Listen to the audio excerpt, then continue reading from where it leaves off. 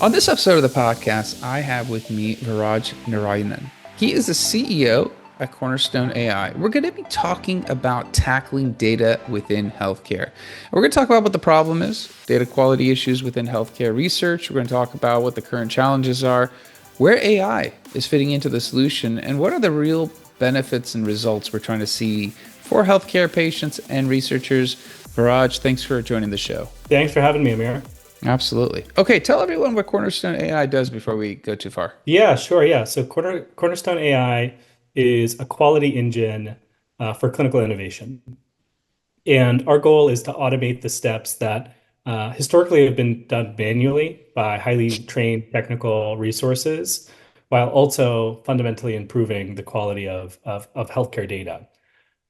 You can think about the work that we do as hitting really two dimensions, both time in accelerating research and quality in terms of increasing the confidence of research that's being conducted.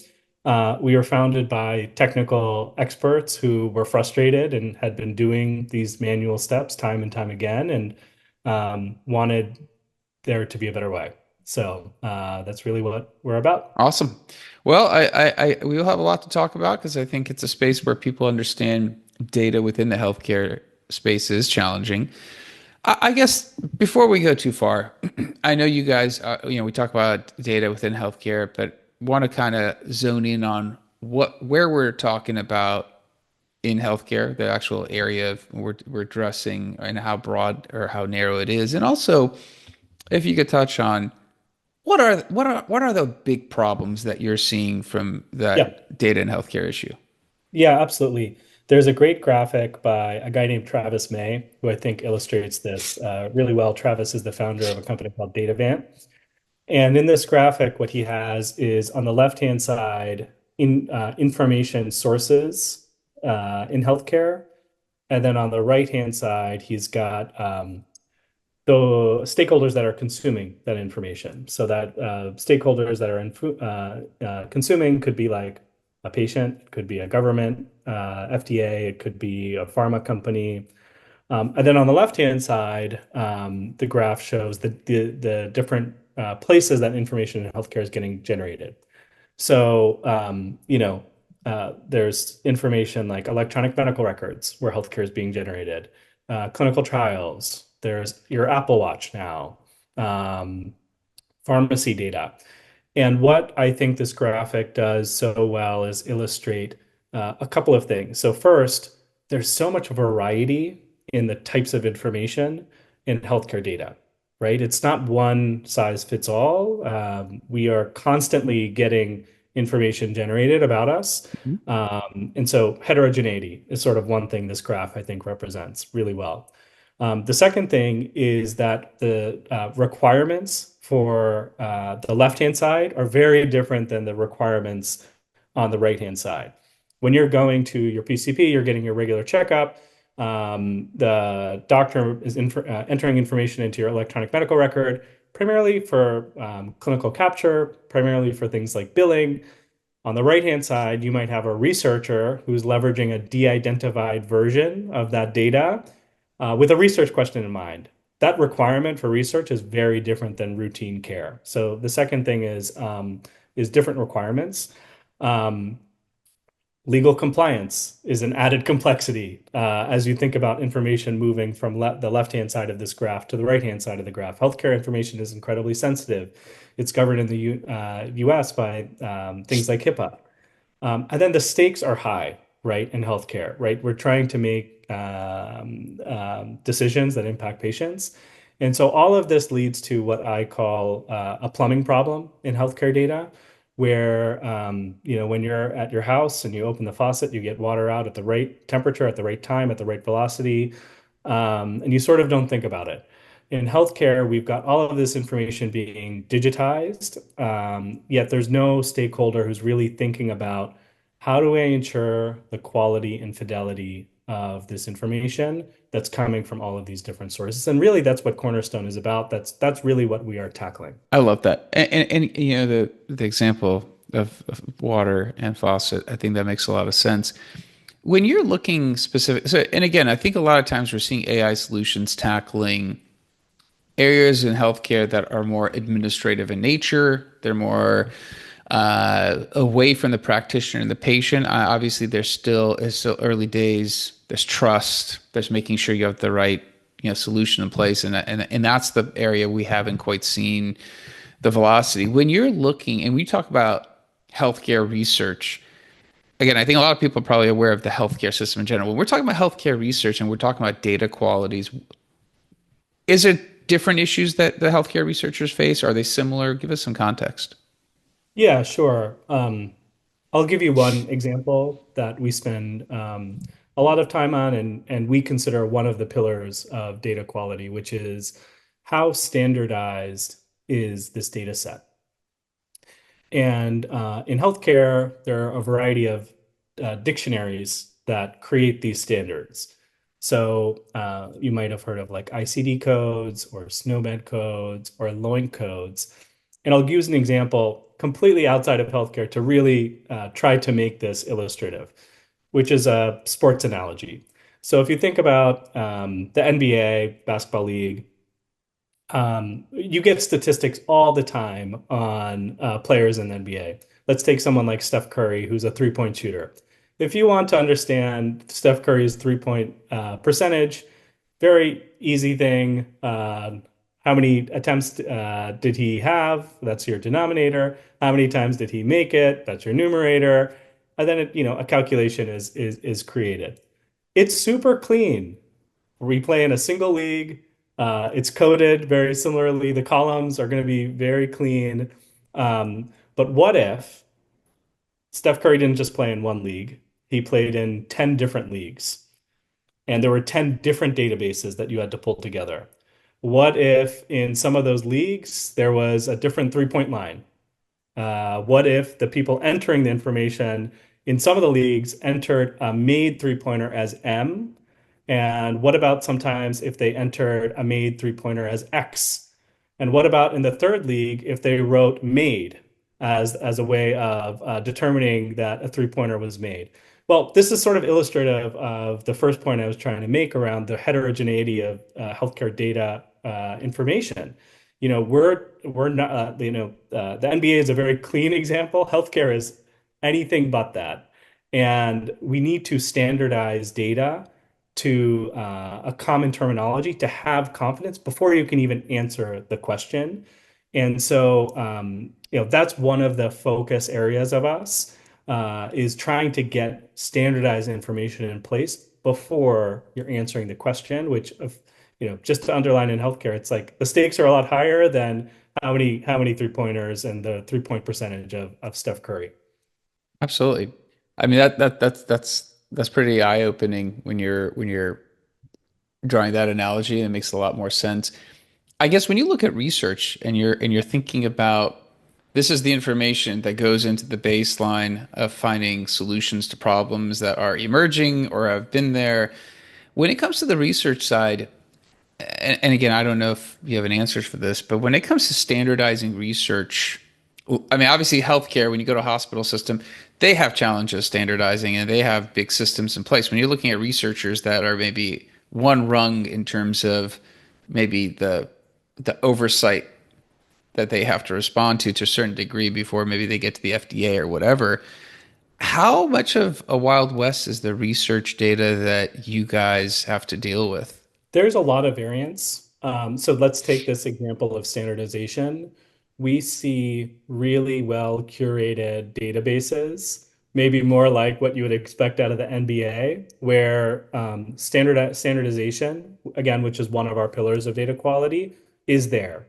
And when we look at how much our models can improve the standardization of those data sets, the lift is pretty incremental in Hmm. nature, right? Maybe we can improve it 2%, 3%. Again, in healthcare, that's material, Hmm. but from a nominal basis, it's not that much. But we also see healthcare data. I mean, I was just on a client call in the past week where we saw a lift in standardization of over 40%. So that's a huge lift. And it's mind blowing to think that in this instance, that was a database that was getting created for research, that the intent could have been research in the absence of that level of standardization that needed to happen to improve it. And look, it's been a problem that's been dealt with for some time. This is not a new problem. The challenge of the problem is that it's been dealt with in a very manual nature where you are wrangling row by row, column by column, standardizing data. And we want to accelerate that process. And the power of an AI-based solution is we can look rapidly and comprehensively in ways that just were not possible before. Hmm. Interesting.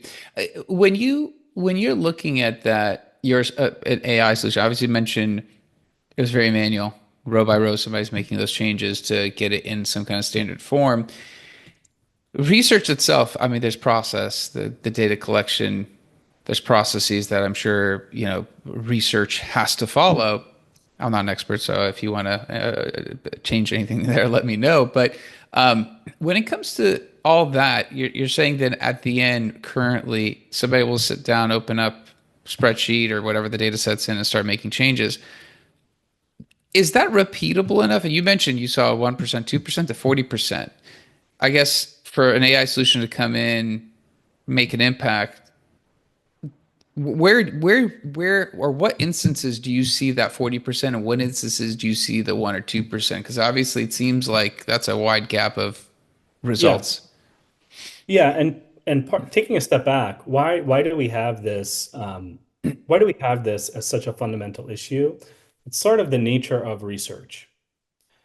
The nature of research is I want to answer a specific question about a specific population to understand in healthcare, usually some level of understanding of the clinical benefits of some treatment, maybe or the lack of thereof, clinical benefits of a particular population, maybe comparing two populations.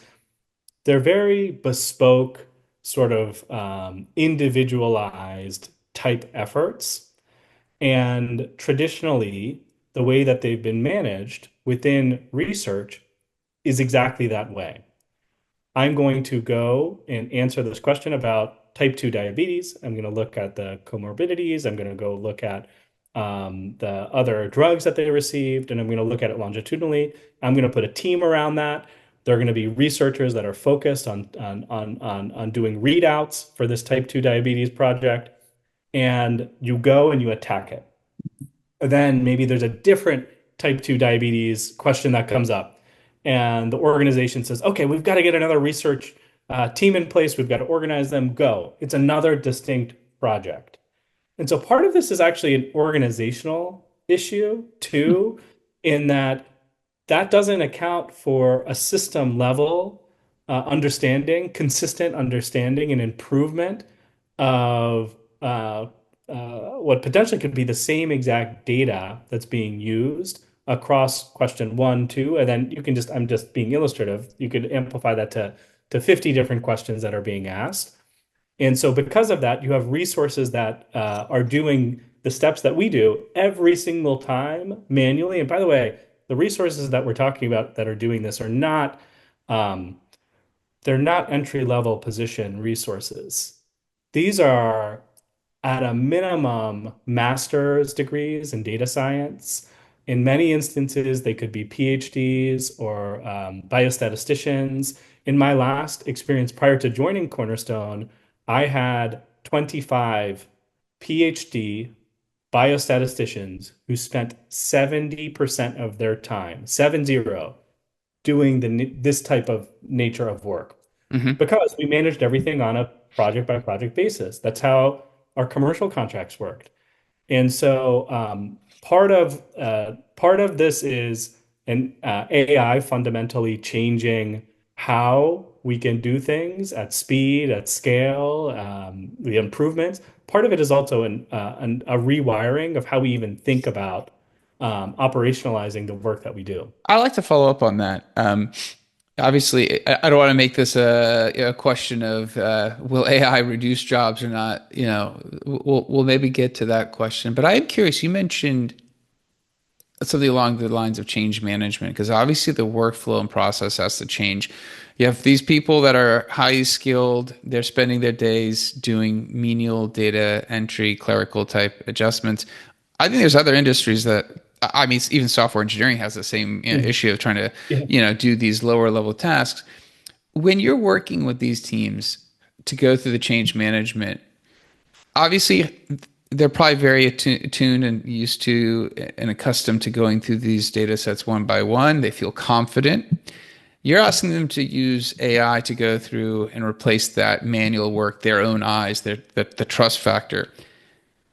How do they adjust to that? What have you seen in terms of that human in the loop, i.e., now AI Yeah. is helping me? Tell us a little bit about that. Yeah. I mean, look, the one of the key reflections that I've had since since I think about the customer interactions that we've had over the past year is that we can show a demo to a customer, to a technical resource, as you're pointing out, with some synthetic data, right? And show, hey, we can make one, we can characterize the data very rapidly for you, and two, we can make improvements to it. That's fundamentally different than the data they have to work with on a day-to-day basis. That's the psychology difference that, you know, I don't think I appreciated as much until I went through and saw that. And so how this typically plays out is, yeah, we'll start a conversation with, hey, this is some illustrative data. But the real aha moment is when they bring their data that they're working with on a day-to-day basis, run it through our system and see how fast the system can process it and can see how the system can dramatically improve the data. We'll talk about things like what performance means to them. What's the level of standardization? How long do these steps take? That is by far the moment that catalyzes a belief that something this can fundamentally change the way that they operate from you're using the word sort of, change management. So I think that's sort of point one. I think point two, in this movement, this broader movement, and Cornerstone's one piece out of many things that are obviously happening right now, but at least what I have observed is that you can't just have the technical buy-in on the ground. We also need some level of management or leadership buy-in because this has implications at a system level.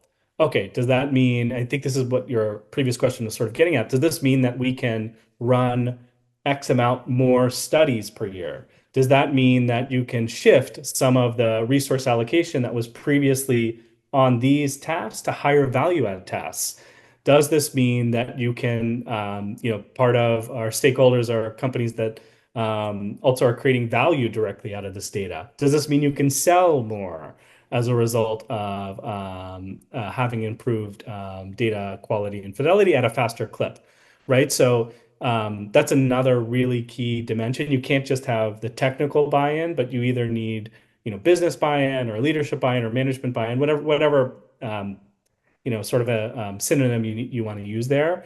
Those two together are the powerful unlock, at least for us, that we've seen. Interesting.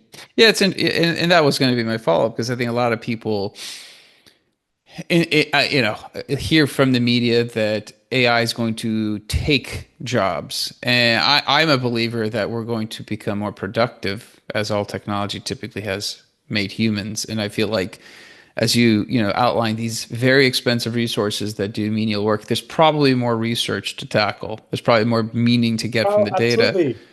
Do you envision, and maybe this is, we'll put your 10, 15-year goggles on, looking in the future, as your technology gets more mature for your sector, and we can just keep it. Do you envision that's the productivity, the end? We're not gonna. I mean, you need a whole different problem to solve of automating research, but for the same point of what your product's going to do in terms of what a researcher's seeing, is it just going to mean more ideas can be tested? Yeah. I think when we look back 10 years from now, particularly where Cornerstone is playing, we're going to think, oh my God, we thought that was okay. Having these highly technical uh, uh, um, folks doing this kind of work. And yeah, I think it's truly going to be one of those. I can't believe that was a thing. Hmm. And I don't. I very much fall into the camp that this is augmentation and leverage, because at the end of the day, again, for the space that we operate in and healthcare data, the expertise of these technical experts is incredibly important to have oversight as we are running our system and improving the quality of data. So at the end of the day, what does this mean? Like, what's the so what? And what's I think incredibly motivating is that you are going to see greater output of clinical research, the possibility of clinical research. You're also going to see faster clinical research, and you're going to have confidence in the underlying quality of clinical research in ways that were not possible before. I love that. Let's talk about, before I let you go, I wanted to ask one final question. When you're looking at this solution, obviously you mentioned we're going to look back, we're going to think, wow, yeah, look at the change of what's happened, what's possible for patients, right? In the end, that's what all healthcare is really about, the patients. I think I could see where the answer is going to go, but what are patients going to see in terms of the benefits? Because it seems like there should be more research, which is the easy answer. But is there anything else we're going to see? I mean, because obviously that's the whole goal of healthcare here. Yeah, I think that one of the we've talked a lot here about the problem, but I think as we look at this, the things in the plus column, um, there are a couple of really exciting things. So one, you're seeing an explosion of the number of healthcare information being generated at clips that did not exist before. Um, and that information is digital. So that's sort of thing one of really exciting, right? 10, 15 years ago, you didn't have all of these sources of information that were digitized: electronic medical records, your Apple Watch, pharmacy. All of this stuff is now digitized. Thing two, we have now the ability to house this information at scale with cloud infrastructure in ways that were not possible previously. And then thing three is that consumers and patients, and this has been a trend for a while, are increasingly becoming interested in playing a more active role in their own health. So when I think about those three trends and the confluence of those three trends, I think for patients, what we all sort of want is more readily available information at our fingertips that makes sense, that is clean, that is consistent. I think about going to my PCP and getting my lab results, and it's cool now that I can see it in my phone, but it's not discernible. It's not consistent. It's not comprehensive. But all that information exists right there. And so I think that we're headed to a place where more of that is going to be readily available at your fingertips, and at higher quality and at a faster speed than has been previously available. Absolutely. Fantastic stuff, man. If somebody wants to reach out to you, I know we just scratched the surface. We haven't exhausted this topic, but if somebody does want to reach out to you, ask you anything further, what's a good way of connecting with you? My LinkedIn is a great way to get connected, or website, or reach out directly if they're interested in learning more. Okay, we'll put some of those links in the show notes. Viraj, thanks for coming on. Thanks for sharing with us. Thanks so much, Amir. Absolutely. All right, that's the end of this episode. Be back again, different guest, different topic. Until then, two things. One, I think this is a great conversation. I know I've covered some of the data issues in healthcare. This is the first time we went into the research space, which I think we learned has a lot of opportunity. And Cornerstone's doing some pretty interesting things, the results they're getting, how AI is being used, and they're not losing their jobs. They're going to probably get more productive is what we learned, which is going to be fantastic for the patients in the end. Share this episode with somebody else who might find it interesting. I'd really appreciate that. Also, please like, subscribe, comment, drop me a line. Let me know how you like the show. I appreciate that as well. Until next time, thank you and goodbye.